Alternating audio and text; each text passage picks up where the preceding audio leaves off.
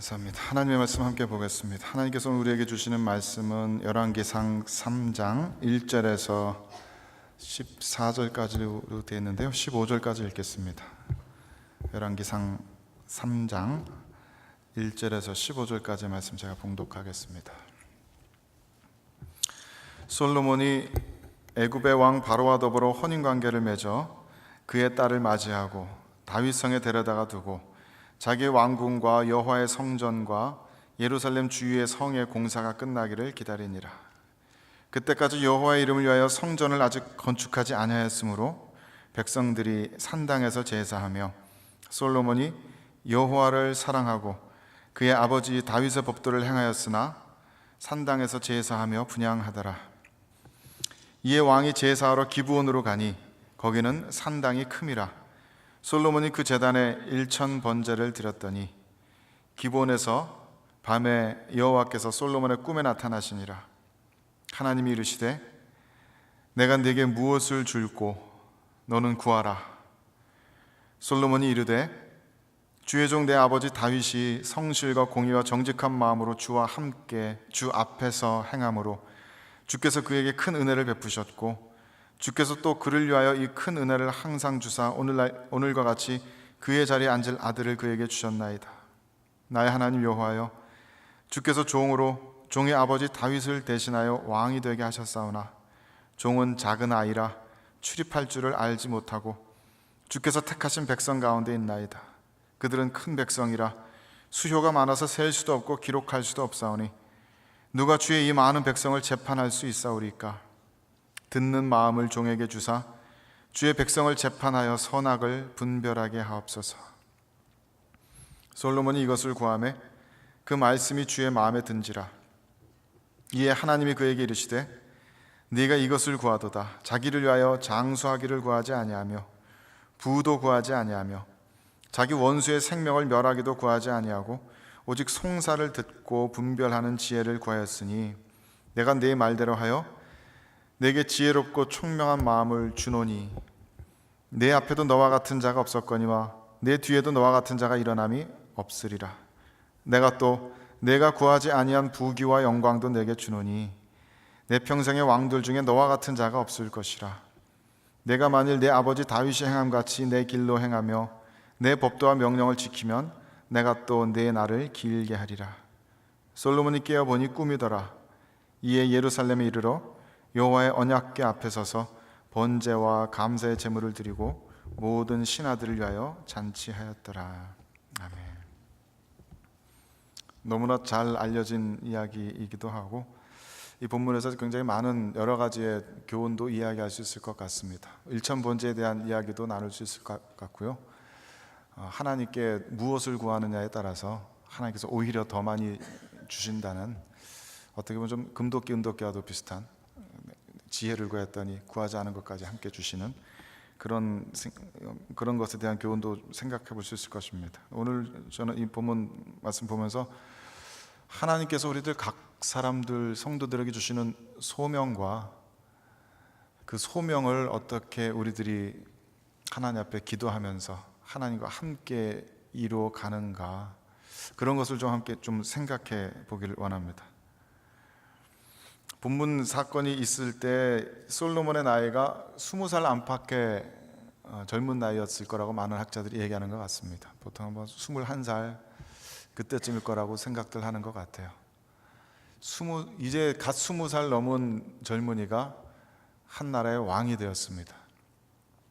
물론 고대 사회는 이거보다 훨씬 더 어린 나이에 왕위를 물려받는 경우도 종종 있었지만은 이제 갓 20살 되어서 한 나라를 다스려야 하는 그 귀중한 역할을 맡은 솔로몬의 마음이 얼마나 큰 부담감으로 또 중압감으로 가득했을지 어느 정도는 좀 상상해 볼 수 있을 것 같습니다. 그런데 이 솔로몬 본인 스스로도 말하고 있는 것 같이 솔로몬은 왕위에 올랐을 때 이미 충분히 지혜를 갖춘 사람도 아닌 것 같고 하나님의 말씀에 대해서, 율법에 대해서 그렇게 잘 알고 있는 것 같지도 않고 그래서 엄격하게 잘 지켰던 것 같지도 않습니다. 3장 첫 부분에 보면은 솔로몬이 애굽 왕 바로와 더불어 혼인 관계를 맺어서 그의 딸을 맞이했다라는 이야기로 시작하고 있습니다. 솔로몬에게 커다란 흠이 될 수 있는 이야기인데요. 하나님께서는 분명히 이 이스라엘 백성이 가나안 땅으로 들어가기 전에 모세를 통해서 이방 여인들과 결혼하지 말라고 경고하셨습니다. 그 이유는 이방 여인들이 자기들 섬기는 우상들을 가지고 와서 우상 숭배의 문화를 너희들 가운데 퍼뜨려서 너희들 중에 많은 사람들이 하나님을 떠나서 우상에게로 돌아설까 염려한다. 그래서 하나님이 진노를 바라셔서 너희들을 멸하게 될까 염려한다. 그러니까 아예 이방 여인들과는 결혼을 하지 말아라. 그들의 딸들을 데리고 오지도 말고 너희들의 딸을 그들에게 주지도 말아라. 그렇게 경고하셨습니다. 그런데 솔로몬에 대한 본격적인 기록이 시작되면서 솔로몬이 애굽 왕 바로와 혼인 관계로 동맹 맺은 이야기부터 시작합니다. 물론 열왕기 기자가 이렇게 쓴 이 이야기를 쓴 데는 솔로몬 왕이 이렇게 잘못했다라는 그거 지적하기보다는 그만큼 솔로몬 왕의 정치적인 국제 정세적인 위세가 강했다는 것을 나타내기 위해서 이것을 썼다라고 말하시는 분들도 있습니다. 애굽 역사상 그 고대 사회를 오랫동안 그 근방의 패권을 쥐고 위세를 떨치던 애굽 역사상 애굽의 공주를 다른 나라에 시집 보낸 일이 없답니다. 오직 이때만 있답니다.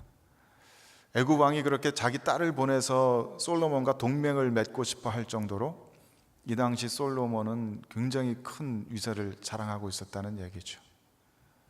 그리고 어떤 분들은 신명기 말씀에 기록된 이방인과의 통혼 금지 계명이 가나안 여자들과 결혼하지 말라는 얘기지 애굽 사람들과 결혼하지 말라는 말은 없다.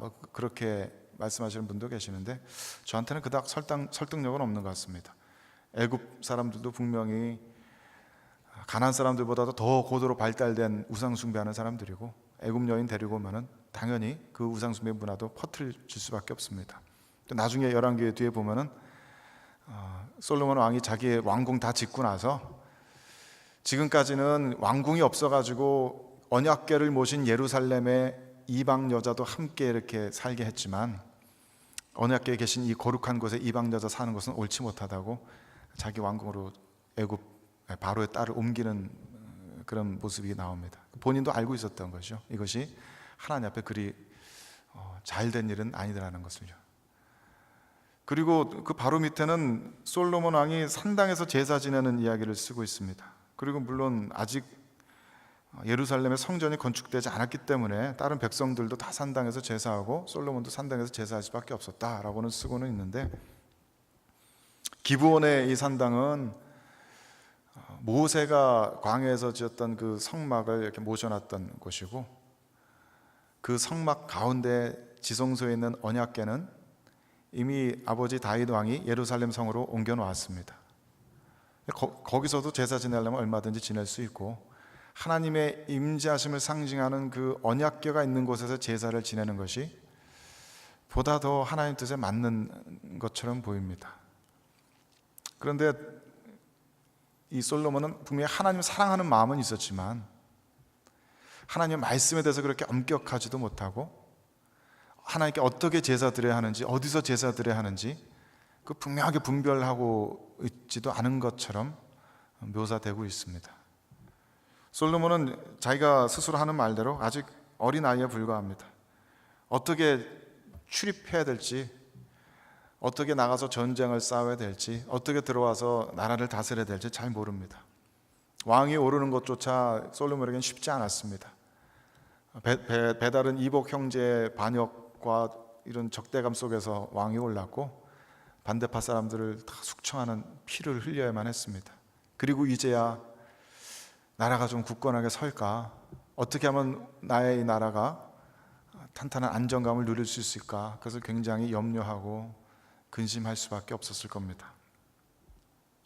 역대하 1장에 보면 오늘 이야기를 똑같이 기록하고 있는데 거기는 솔로몬이 온 이스라엘의 천부장들, 백부장들, 재판관들, 방백들, 족장들 다 데리고 온 회중과 함께 기브온 산당으로 가서 거기서 여호와의 종 모세가 광야에서 지은 회막에서 제사를 지냈다고 이렇게 써 있습니다. 그리고 굳이 예루살렘 놔두고 기브온까지 간 이유는 거기 있는 제단이 훨씬 크기 때문에 그 큰 제단에서 왕답게 1,000마리의 제물들을 바치기 위해서 한 나라의 국가적인 행사처럼 이렇게 막 신하들 다 데리고 갔다고 이렇게 쓰여져 있습니다. 아마도 자신의 왕권에 대한 어떤 신적인 확인 같은 것을 받고 싶었는지도 모릅니다. 어쩌면 조상 대대로의 신앙에 충실한 왕임을 드러내고 싶었는지도 모르겠습니다. 어쩌면 아직 젊은 이 솔로몬 왕은 자기뿐만 아니라 모든 신하들 다 드리고 모든 회중들과 함께 그곳에 가서 하나님께 내가 드릴 수 있는 수많은 제물들을 드리면서 하나님께 간절히 빌고 싶었는지도 모릅니다. 그냥 그만큼 하나님께 의지할 수밖에 없는 상황이었고 무엇라도 붙들고 매달리며 기도하고 싶었는지도 모릅니다. 본인 스스로에게 대한 본인 스스로 맡아낸 왕의 자리에 대한 확신이, 담대함이 솔로몬에게는 부족할 수밖에 없는 그런 상황이었을 것입니다. 무슨 일이든 리더의 자리 처음 맡게 됐을 때 부담감은 누구나 있겠죠. 더군다나 하나님의 일 할 때 세상 일보다도 더 두렵고 떨리는 그런 마음들이 있는 것 같습니다. 말씀 묵상하면서 저는 제가 처음 찬양 인도할 때 생각이 났는데요, 27살 때 처음으로 회중들 앞에 나와서 찬양 인도를 했습니다. 그때 저는 세례조차도 받지 못한 사람이었습니다. 그 앞에 설 사실 자격이 없는 사람인데 저 캘거리 조그만 한인교회에서 목사님이 시키셔가지고 오늘부터 갑자기 그냥 찬양 인도하기 시작했습니다. 세례도 받지 못하고 신앙에 대해서 알지 못하고 성경 말씀에 대해서도 알지 못하고 전부 나보다 나이 많으신 어르신들, 회중들 앉아 계시고, 그때 제가 보기에는 이 회중들 전부 다 너무나 거룩해 보이는 정말 성인들 같이 보이는 그런 분들이었는데 그런 분들 앞에서 이렇게 찬양을 인도한다는 것이 얼마나 두렵고 떨렸는지 모릅니다. 앞에 나와서 찬양 인도하는데 눈을 뜨질 못했습니다. 지금도 가끔 그럽니다만은 눈을 이렇게 똑바로 들고 회중들을 바라보지 못해서 그냥 눈 감고 그냥 질끈 감고 찬양했습니다. 그 모습 보고 나중에 권사님들이 어쩜 이렇게 찬양을 열심히 하냐고, 열심히 한 게 아닌데 그냥 두려워서 눈 감았던 것 뿐인데 권사님들이 막 칭찬해 주던 기억이 납니다. 공중 예배에서 처음 대표 기도할 때 혹시 기억나시는지 모르겠습니다. 많은 분들이 굉장히 긴장하시고 두려워하시는 것 같아요. 저도 물론 그랬고요. 사람들 앞에서 처음 성경을 가르쳐야 했을 때, 처음으로 설교해야 했을 때 얼마나 두렵고 떨렸는지 모릅니다. 솔로몬이 느끼는 마음도 그런 마음이 아닐까 싶습니다. 그리고 꼭 종교적인 일뿐만이 아니라 우리들 각자의 소명의 일터에서 내게 맡겨진 그 부담스러운 일들을 처음 시작할 때, 어떤 공동체를 특히 이끌어 가야 될 때, 첫 출근을 하고 처음 비즈니스를 오픈하던 때, 그 우리들 마음 가운데는 긴장감과 두려움과 중압감이 있을 수밖에 없을 것 같아요. 그럴 때 우리는 어떻게 기도하였습니까? 기도하였나요?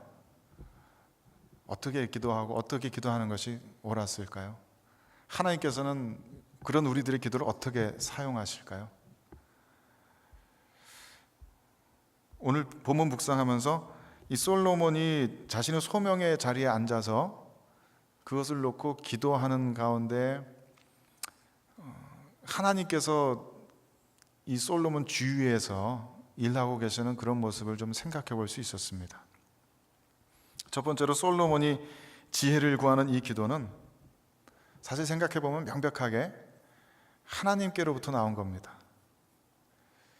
본문의 전체적인 플롯은 줄거리는 꼭 그렇습니다. 그 전까지는 솔로몬이 그닥 지혜롭지도 못하고 부족한 부분도 많았는데 하나님께 일천번제를 드려서 소원으로 지혜를 받아내고 그 다음부터 갑자기 굉장히 지혜로운 왕이 되어서 굉장히 명석한 판결들을 내리고 위대한 왕이 된 것 같이, 그래서 솔로몬이 굉장히 일천번제를 열심히 잘 드렸고 그것으로 하나님을 감동시켰고, 그래서 열심히 잘 기도해서 그 다음부터 자신의 소명의 삶에 큰 변화가 있었던 것처럼 그렇게 생각하기 쉽지만, 다른 성경들도 함께 참조해 보면은 솔로몬이 일천번제를 드리기도 전에 솔로몬이 꿈속에서 솔로몬마저도 기도하면서 지혜를 구하기도 이전에 하나님께서는 이미 솔로몬을 다윗의 뒤를 잇는 지혜와 총명이 가득한 또 성전을 건축할 이스라엘 역사에 다시 없을 위대한 왕으로 이미 정해놓으신 것을 알 수 있습니다.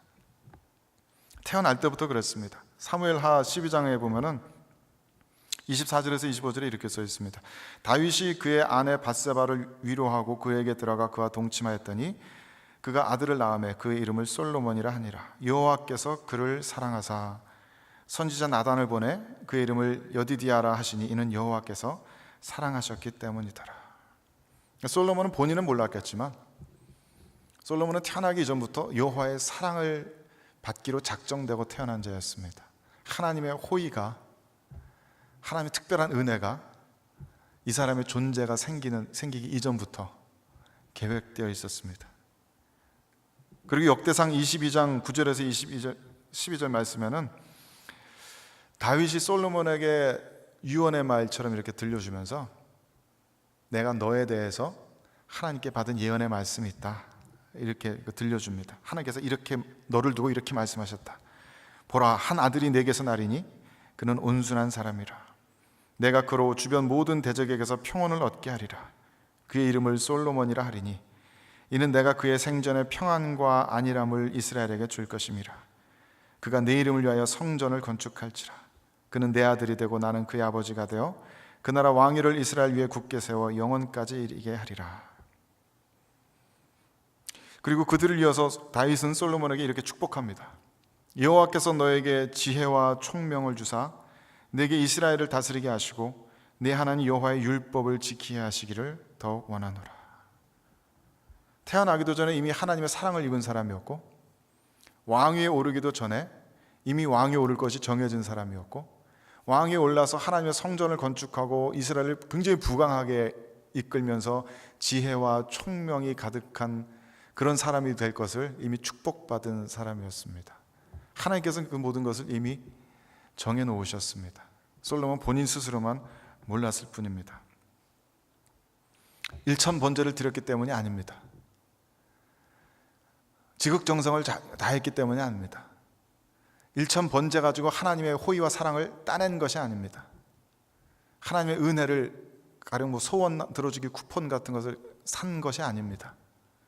그 전부터 하나님께서 솔로몬을 향한 은혜와 사랑을, 지혜와 총명을 계획해 놓으셨습니다. 솔로몬은 그런 소명을 가지고 태어난 사람이고, 그렇기 때문에 그 소명의 일을 더 잘 수행하도록 지혜와 총명을 구하도록 예정되어 있는 사람이었습니다. 그러니까 어떻게 보면 왕이 올라가지고 내가 더 지혜로운 사람이 되고 싶다, 내가 이 왕위의 역할을 정말 잘 수행하고 싶다 하는 솔로몬 안에 있는 이 소원은 하나님께서 그 솔로몬 마음에 넣어주신 하나님의 소원인 줄로 믿습니다. 빌립보서 2장 13절에 이런 말씀 있습니다. 너희 안에서 행하시는 이는 하나님이시니 자기의 기쁘신 뜻을 위하여 너희에게 소원을 두고 행하게 하시나니. 성도들이 가지는 소원들, 성도들이 바라고 열망하는 기도하는 것들, 그 모든 선하고 아름다운 것들, 하나님께서 하나님의 기뻐하시는 뜻을 따라서 성도들 안에 넣어주신 것들입니다. 성도들의 기도 제목 받아보면 참 신기할 때가 있습니다. 어쩜 이렇게 하나같이 거룩하게 살고 싶다, 더 경건해지고 싶다, 말씀 생활, 기도 생활 열심히 하고 싶다, 더 순종적인 삶을 살고 싶다, 어떻게 그런 제목들이 늘 그렇게 나오는지 모르겠어요. 우리같이 죄 많은 불완전한 인간들에서 어떻게 그런 선한 고귀한 기도 제목이 나옵니까? 하나님께서 넣어주신 것들입니다. 하나님께서 우리들 안에 하나님의 기쁘신 뜻을 위해서 우리들 안에 그런 소원을 넣어주십니다. 저는 그래서 솔로몬 안에 있는 지혜롭고 싶다, 내 왕위를 더 잘 수행해서 이 나라를 더 잘 다스리고 싶다, 이 거룩한 열망들이 하나님께서 솔로몬 왕의 마음에 넣어주신 소원인 줄로 믿습니다. 솔로몬이 이렇게 지혜를 구하면서 기도하는 것은 그러니까 어떤 사람이 찬양 인도자로 부르심을 받았을 때 더 찬양 인도 잘하고 싶다, 그런 열망 가지고 기도하는 것과 크게 다르지 않습니다. 촌장의 역할을 맡고서 내가 더 촌원들을 더 큰 사랑으로 품고 싶다, 촌원들에게 더 말씀 잘 전하고 싶다, 그런 거룩한 소망 가지고 기도하는 것과 솔로몬의 이 기도는 다른 성질의 것이 아니라고 생각됩니다. 팀장을 맡아서 내게 맡겨진 타스크를 정말 잘하고 싶다, 목사가 되고 전도사가 돼서 이 사역들을 잘 해내고 싶다, 다 이런 똑같은 성질의 것이라고 생각됩니다. 하나님께서 우리들 마음에 넣어주시는 소원들입니다. 하나님께서 우리들에게 소명도 주시고 그 소명을 잘 성취해 나갈 열망도 주시고 그럴 능력도 우리들에게 공급해 주십니다. 둘째로, 그렇기 때문에 솔로몬의 이 기도는, 지혜를 구하는 이 기도는 얼핏 자기 스스로를 위한 것 같지만 사실 하나님 나라의 영광을 위한 것입니다. 솔로몬이 이 기도의 응답을 받을 때 그 유익은 그냥 솔로몬 혼자 지혜로워지는 것으로 끝나지 않습니다. 솔로몬이 하나님의 대리자로서 다스리는 이스라엘의 평강을 가져다 줄 지혜입니다. 하나님의 대리자로서 이스라엘을 다스리며 이스라엘을 부강하게 만들 그런 지혜입니다. 솔로몬이 받는 기도의 응답은 하나님의 나라를 더욱더 완성시켜 나가는 그런 목적을 위해서 쓰임 받습니다. 정확한 워딩으로 하면 솔로몬은 지혜를 구하였다기보다 9절 말씀에 듣는 마음을 구하였습니다. 영어는 understanding heart라고 이렇게 번역된 영어 성경도 있는데요, 이 듣는 마음 할 때 듣다라는 이 단어는 이스라엘아 들으라 하는 쉐마 할 때 그것과 같은 의미를 가지는 단어입니다. 듣고 이해하고 순종하는 거 말합니다. 수많은 사람들을 재판할 때 이 사람들의 이야기를 잘 듣고 분별하는 그런 것도 아마 의미하는 바이겠지만, 이것이 순종하다라는 의미도 있다는 것을 생각해 보면 어쩌면 하나님 말씀 잘 듣고 분별할 수 있는 그런 마음을 의미하는지도 모르겠습니다. 솔로몬에게 이 일을 맡기신 하나님 음성을 잘 들을 수 있는 마음, 어떤 어려운 재판이 있을 때, 나라에 어려운 문제가 있을 때 하나님께서 이 문제를 어떻게 이끌고 가길 원하시는지, 어떻게 분별하기 원하시는지, 하나님의 대리자로서 하나님의 뜻을 대신하기 위해서 하나님께 잘 듣고 순종하고 하나님을 대신한 통치자의 역할을 잘 감당하는 그런 것을 원했던 것 같습니다. 그러니까 솔로몬이 듣는 마음을 가지게 된다는 것은, 이 기도의 응답대로 듣는 마음, 이 지혜로운 마음을 가지게 된다는 것은 곧 하나님께 순종하게 된다는 것을 의미하기도 합니다. 묘하게 하나님을 경외하는 것이 지혜의 근본이라는 성경 말씀과 잘 어우러지죠. 하나님을 경외함으로써 하나님을 잘 듣고 순종하는 그런 마음을 솔로몬은 구했습니다. 그래서 그런지 솔로몬이 꿈속에서 하나님께 말하는 모습을 보면은 그렇게 겸비할 수가 없습니다. 솔로몬에게 하나님은 참으로 지극히 높으신 하나님인 것처럼 이 말을 보면은 그렇게 생각이 됩니다. 솔로몬에게 하나님은 자기가 눈을 들어 감히 쳐다도 볼 수 없는 지극히 존귀하신 높으신 하나님이시고, 자기는 하나님의 겸비한 종일 뿐입니다. 하나님의 뜻을 받들어서 하나님을 섬기면서 하나님의 일을 하기 위한 하나님의 도구로서의 종으로 스스로를 낮추고 있습니다. 내가 한 나라의 왕으로서 마땅히 구해야 될 것을 구하고 있으니까 하나님의 도움을 바랍니다라는 그런 식의 교만 같은 것은 찾아볼 수 없습니다. 자신이 어떻게 하나님의 도구로 쓰임받는 한낱 종에 불과한지 솔로몬은 너무나 잘 알고 있습니다. 그리고 솔로몬이 칭찬받은 것은 바로 그런 부분입니다. 하나님의 대리자로서 하나님의 일을 하기 위한 지혜를 구하는 것, 자기 자신을 위한 것이 아니라, 나만의 유익만을 위한 것이 아니라 나를 통해서 하나님의 일들이 이루어지길 바라는 소원. 제가 우리 찬양사역하는 후배들한테 종종 이야기합니다마는 연습해라. 네가 연습해서 실력 느는 것은 너 혼자 실력 느는 것이 아니라 토론토 한인교회의 찬양 수준을 높이는 것이다. 연습해라. 연습해서 본인이 막 훌륭한 공교하게 막 찬양할 수 있는 실력을 갖추게 되면은 그게 곧 토론토 한인 커뮤니티의 수준을 높이는 겁니다. 본인에게만 유익이 있는 것이 아니라 자신에게 있는 그 유익이 자신의 주위로 흘러 넘치게 됩니다. 저는 그래서 우리 후배 찬양 사역자들이 더 잘 노래할 수 있기를 구할 때, 더 잘 연주할 수 있기를 구하고 기도할 때 하나님께서 그런 기도 기쁘게 응답해 주실 줄로 믿습니다. 그것은 그 사람 개인만을 위한 그런 기도가 아니기 때문입니다.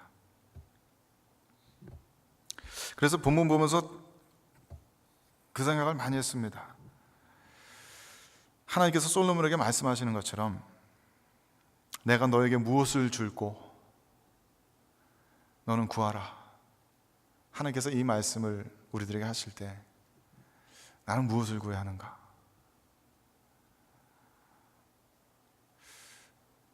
내 평생에 걸친 내 인생을 건 기도 제목들은 과연 무엇인가? 정말 지금 나에게 필요한 것은 하나님의 나라를 위해서 지금 내게 필요한 것은 무엇인가? 그 많이 생각해 보게 됩니다.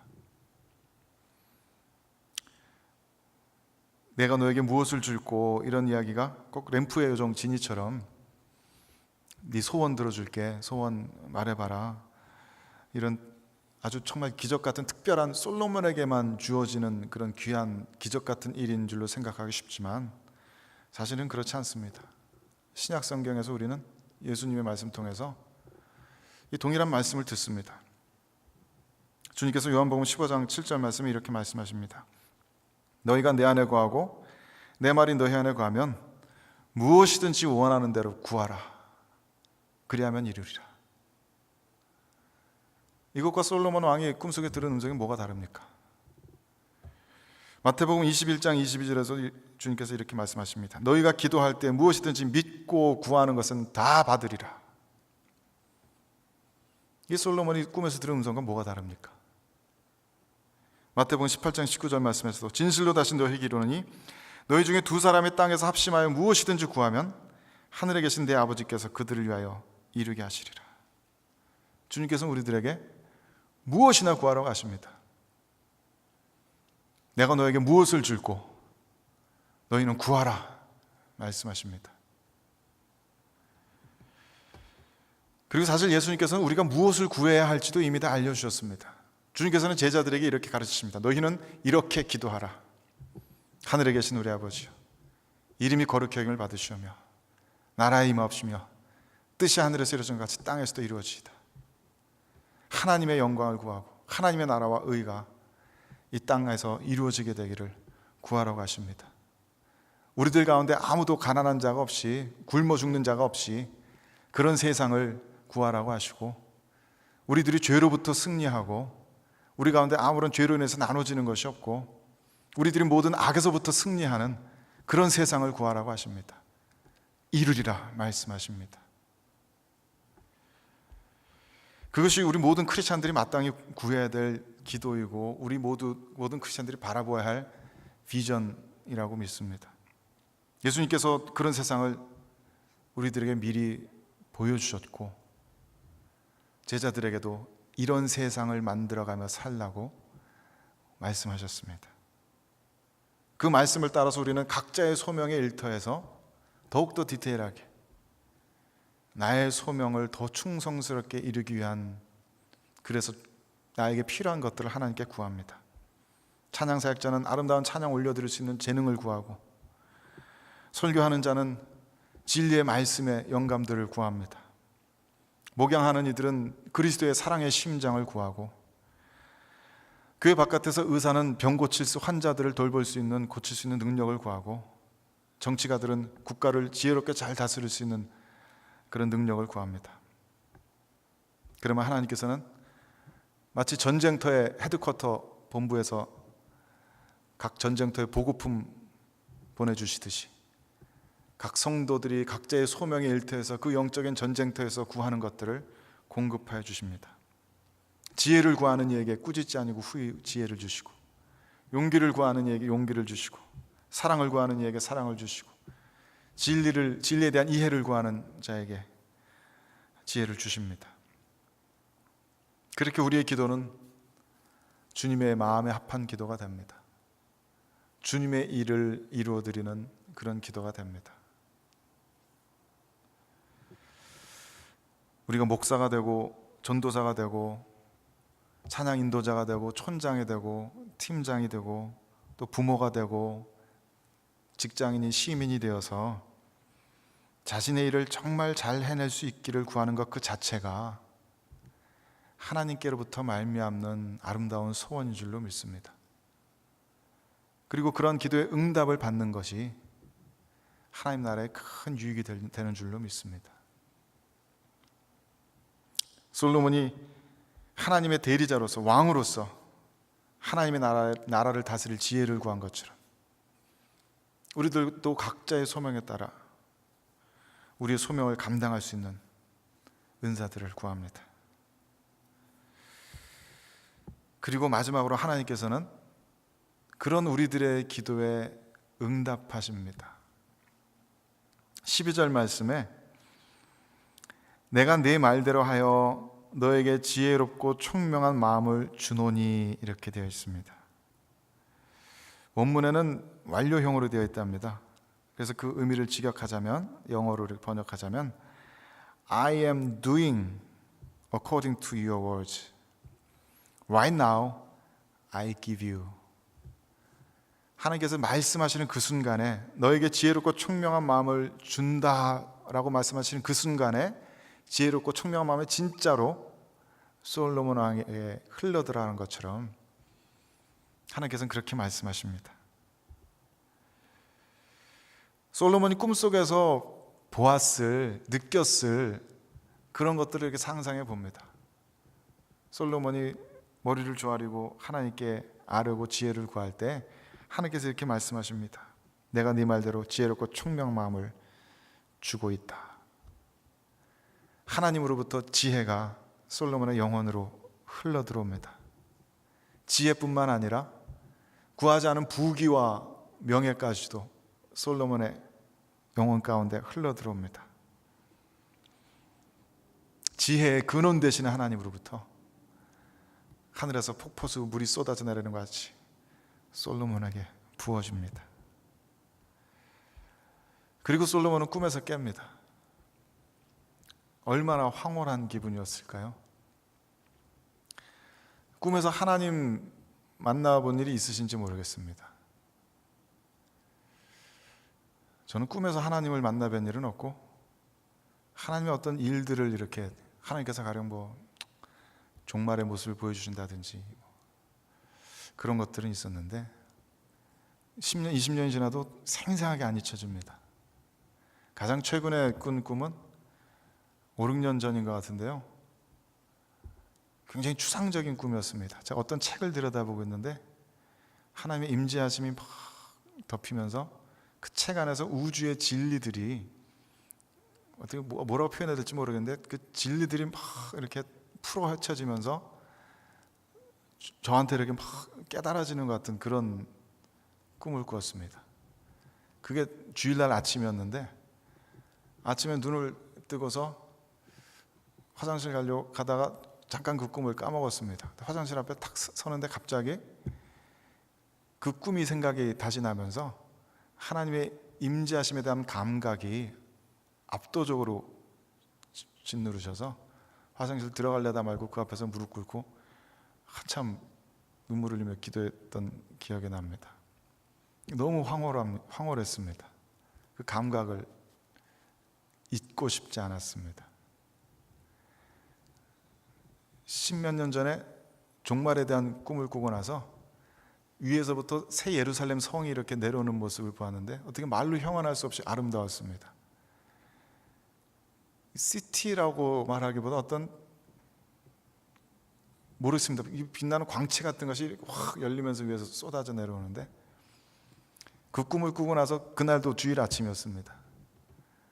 성남 산동네에 살 때 그 꿈을 꾸고서 분당에 있는 교회로 버스를 타고 가는데 버스 타고 가다 보니까 옆에 굉장히 고급 관광버스 같은 버스가 무슨 큰 교회 이름 이렇게 딱 달고서 성도들 태우고 가는 것을 보았습니다. 평소 같으면은 교회 버스 되게 멋있다 그럴 텐데 지금 꿈속에서 너무나 영광스럽고 아름다운 것을 보고 나니까 무슨 교회라고 써붙이고 그 버스가 너무 초라해 보이는 거예요.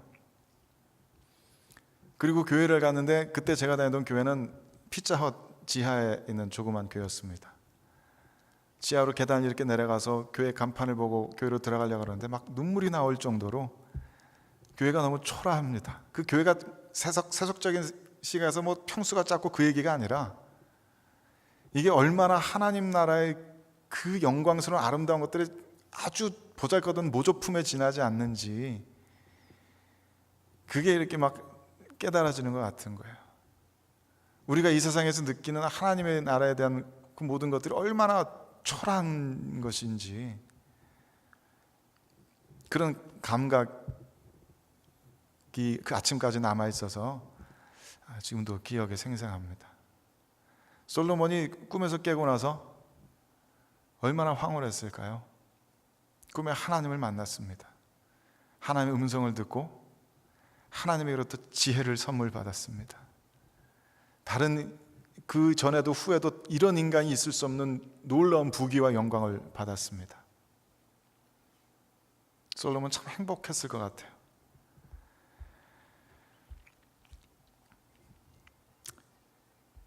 어쩌면 내가 지혜를 받았고 부귀와 명예를 받았다는 그 사실보다도 하나님께서 내 꿈속에서 드린 이 기도조차도 즉각적으로 응답해 주셨다는, 나를 만나시고 나와 대화 나누셨다는 그 사실이 더 기뻤을지도 모르겠습니다.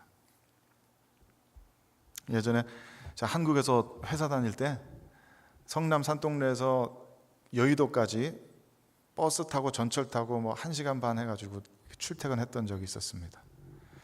어느 날 퇴근을 하고 전철을 타고 이러고 오는데 전철 안에 그 퇴근길에 사람들이 전부 너무 지쳐하고 축 늘어져가지고, 그때는 이렇게 셀폰도 많이 없었을 때니까 그냥 축 늘어져가지고 정말 시체처럼 이렇게 시커먼 얼굴들로 전부 다 이렇게 하나같이 축 늘어져 있는 모습을 보니까 너무 불쌍한 거예요. 얼마나 하루하루가 힘든 사람들인가 생각하면서 안 됐다, 가엾다. 그러면서 무심히 건너편에 유리창에 비친 제 모습을 보는데 저도 그러고 있는 거예요.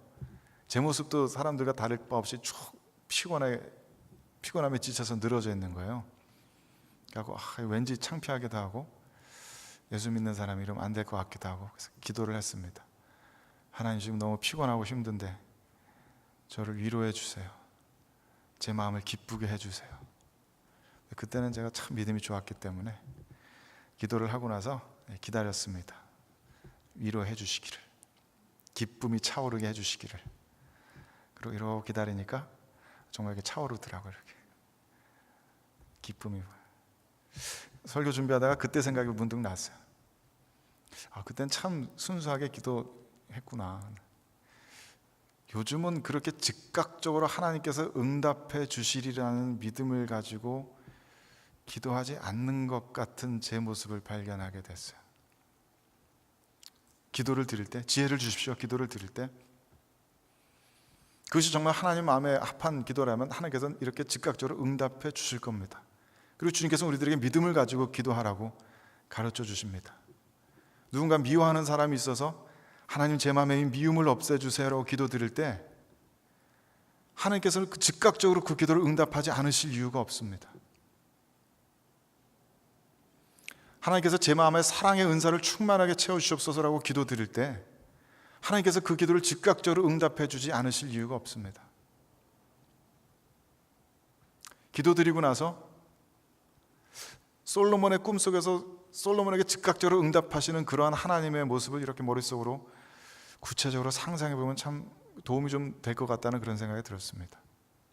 기도 드리고 나서 마치 이 기도는 하나님께서 절대 안 이루어 주실 것이라는 것을 확신하는 사람처럼 기도의 자리를 일어나지 말고, 당연히 지금 이 순간부터 하나님께서 이 기도 들어주실 것처럼, 당연히 지금 이 순간에 하나님께서 응답하시는 것처럼 기도해야 되겠습니다.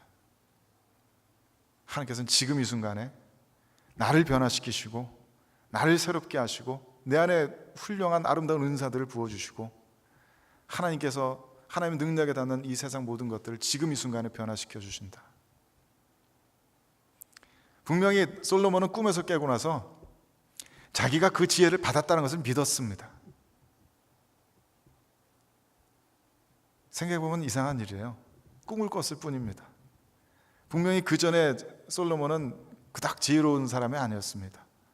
꿈을 꾸고 나서 굉장히 황홀한 기분에서 일어나서 솔로몬은 자기가 지혜를 받았음을 믿게 되었습니다. 그리고 신기하게도 바로 그 다음에 솔로몬은 그 기브온의 산당에서 계속해서 제사를 드리지 않고 예루살렘으로 갑니다. 언약궤 앞으로 가서 그곳에서 제사를 지냅니다. 그것이 옳죠. 하나님 임재하심을 나타내는 언약궤 앞에서 예루살렘에서 제사 지내는 것이 옳죠. 그전에는 솔로몬 마치 그건 몰랐다는 것처럼 행동하다가 꿈에 깨어나서 지혜를 받고 나서 솔로몬은 언약궤 앞에서 제사를 지냅니다. 그리고 감사의 제물을 드렸다라고 되어 있습니다. 솔로몬은 믿은 겁니다.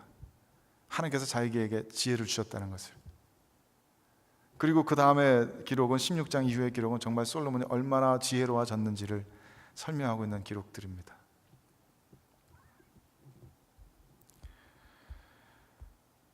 하나님께서 우리들을 각자를 소명의 일터에 심어 놓으신 것은 교회 안이나 교회 바깥이나 소명의 일터에 심어 놓으신 것은 결코 우연이 아닌 줄을 믿습니다. 선하신 하나님의 기뻐하시는 뜻대로 우리들 각자의 소명의 일터들을 계획해 놓으시는 줄로 믿습니다. 그리고 우리들은 누구나 그 일들을 잘하고 싶어 합니다. 그 일들을 성공적으로 성취해내고 싶어 합니다. 하나님께서 주신 소원입니다. 우리가 우리들 마음의 소원대로 그렇게 하나님 앞에 기도드릴 때 하나님께서는 그 기도 들어주실 겁니다. 그게 바로 하나님의 기뻐하시는 뜻이니까요. 그게 바로 하나님의 나라를 완성시켜 나가는 일이고 하나님의 뜻이 이루어지는 일일 테니까요. 우리 성도들은 루터의 표현대로 하나님의 손가락들이 되어서 온 세상에 흩어져서 하나님의 일들을 그렇게 합니다. 마치 우리가 1000번제를 잘 드려서 우리가 기도 제목을 아주 지혜롭게 잘 골라서 그렇게 지혜를 받고 은사를 받은 것처럼 생각될 수 있지만 아닙니다. 하나님께서 일하고 계십니다. 우리 뒤에서, 우리 안에서, 우리 위에서 일하고 계십니다. 우리가 할 일은 각자의 소명의 일터에서 충성스럽게 그 일들을 감당하기 위한 기도하며 믿음으로 그 일들을 해나가는 것 뿐입니다. 더욱더 구체적으로 지금 우리들에게 하나님께서 내가 너에게 무엇을 줄고 내가 너에게 무엇을 주기를 원하느냐 물으실 때 우리들은 무엇을 기도해야 하겠습니까? 그걸 깊이 생각해 봐야 되겠습니다. 내가 지금 서 있는 나의 소명 일터에서 나는 무엇을 구해야 할까? 어떻게 하는 것이, 내가 어떤 사람으로 변화되는 것이 하나님의 영광을 드러내는 일이고 하나님의 일을 함께 하는 것일까? 그리고 그런 기도들을 통해서 하나님을 체험하고 하나님의 사랑을 맛본다면 그런 성도들의 삶은 얼마나 영광스럽고 아름답고 복된 것입니까? 내가 너에게 무엇을 줄고 하신 하나님 음성 듣고 하나님의 기뻐하신 뜻대로 마음껏 구하고 성취하며 살아가는 모든 성도분들 다 되시기를 주님의 이름으로 축원드립니다. 함께 기도하겠습니다.